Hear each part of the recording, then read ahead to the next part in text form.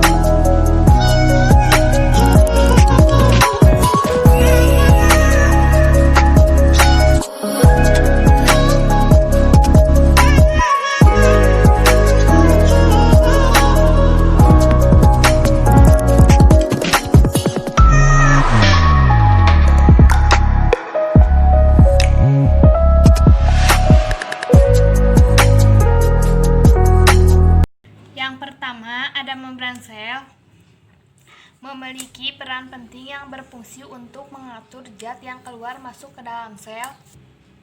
Yang kedua, ada sitoplasma sebagai tempat berlangsungnya reaksi dan sintetis dengan cara reaksi kimia.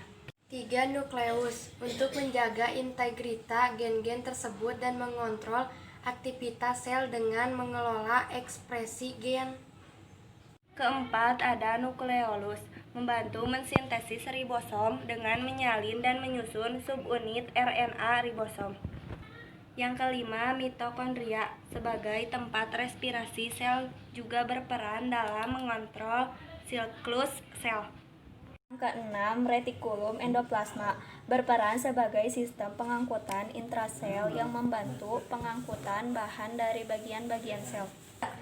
Yang ketujuh, badan Golgi, memudahkan sintesis bahan kimia seperti karbohidrat dan protein.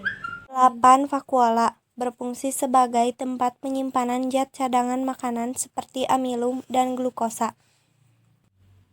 9. Lisosom, berfungsi untuk memecah protein, lipid, polisakarida, serta fosfolipid.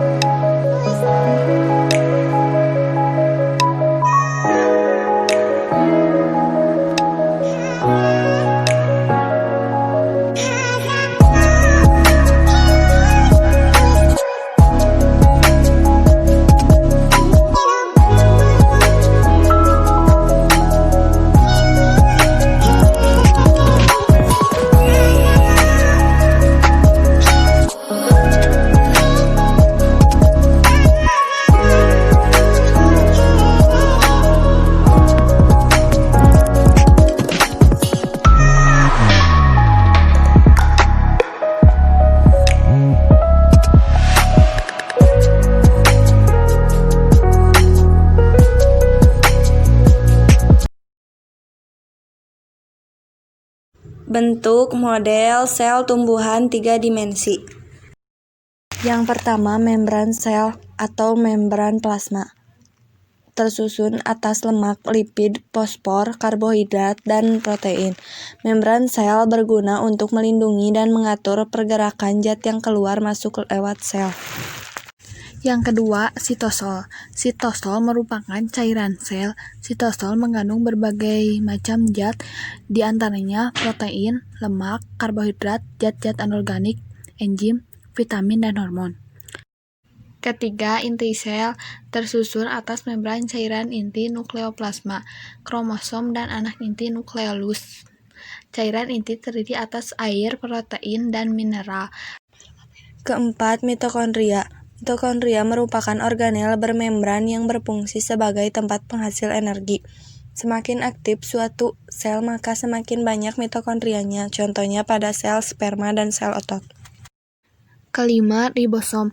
Ribosom merupakan salah satu organel yang berukuran kecil dan padat dalam sel.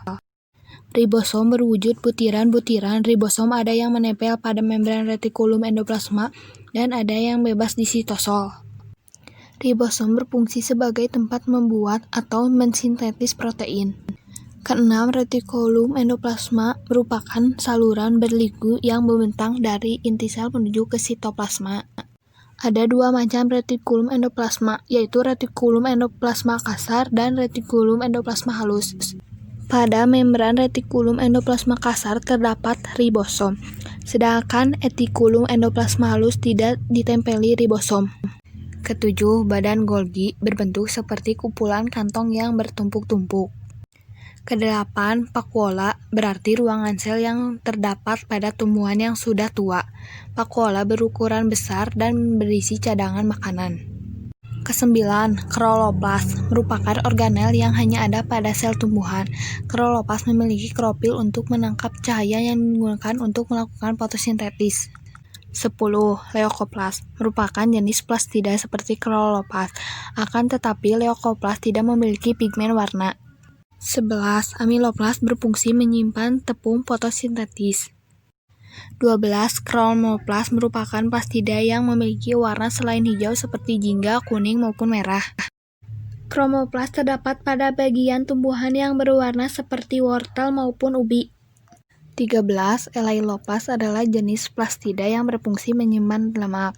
Elaioplast terdapat pada endosperm biji. 14. Dinding sel. Membran sel tumbuhan dilindungi oleh dinding sel.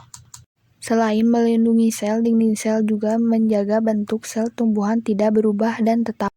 15. Plasmodesmata adalah rongga atau celah pada dinding sel. Plasmodesmata berfungsi untuk masuknya zat antar sel tumbuhan. There's not much to do when all